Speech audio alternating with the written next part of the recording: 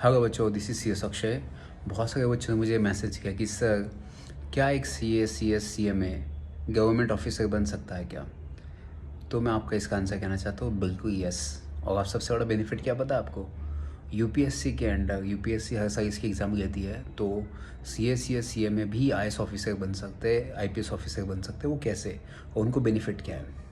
मैं आपको एक थोड़ा सा बेसिक बैकग्राउंड बताता हूँ। यूपीएससी में आपको पता है ऑप्शनल सब्जेक्ट होता है 500 मार्क का।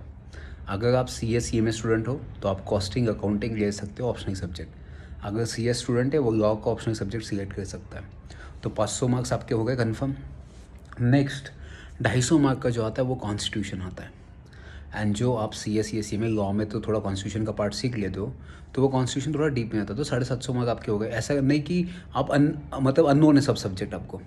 250 मार्क का आपका इकोनॉमिक्स है, जो आप 12th से पढ़ाए आ गए हो, तो आपका होगा 1000 मार्क का। और 250 का आपका इथिक्स एंड गवर्नेंस होगा, वो आपको कहीं ना कहीं आ ही जाता है, तो होगा 1250 आपका।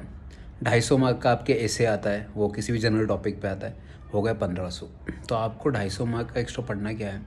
That is history and geography. वही की सब्जेक्ट है जो आपको अलग पढ़ना पड़ेगा। तो देखा जाए तो यूपीएससी के अंडर सी में भी IAS ऑफिसर IPS ऑफिसर बन सकते हैं। ये नहीं पता लोगों को। अगर नहीं भी हुआ तो अपने पास ऑलरेडी सी में अपन कहीं ना कहीं जॉब कर लेंगे, तो आपका पासिंग होने का चांसेस ज़्यादा है as compare to other candidate. क्योंकि बाकी जो देंगे वो इंजीनियर्स या बीकॉम, उन लोगों के पास थोड़े सिक्योरिटी होती है कि नहीं हुआ तो क्या होगा, कहाँ पे जॉब होगा। बट सी में के पास तो ऑलरेडी जॉब होता है बैकअप में, उनके पास डिग्री है कि नहीं भी हुआ यूपीएससी तो अपने पास ही है। तो जब ऐसा इंसान अटेम्प्ट देता है ना, तो चांसेस बहुत ज़्यादा होते हैं उनके सिलेक्शन होने के क्योंकि उनको पता है कि नहीं भी हुआ तो अपने पास बैकअप प्लान है।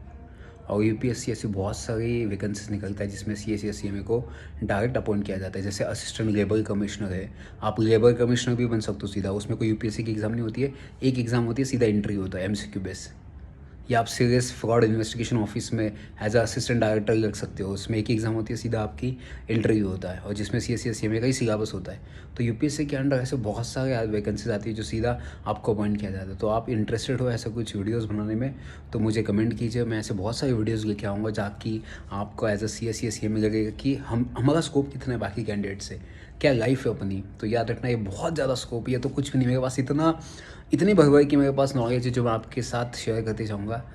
बस ये वीडियो आपका जो दोस्त है वो करता होगा सी में, उसके साथ शेयर कीजिए एंड चैनल को सब्सक्राइब कीजिए। एंड आपका प्यार ऐसे ही देते रहिए, मैं आपके लिए ऐसी खास वीडियोस लेके आऊँगा। Thank you so much, bye bye, take care.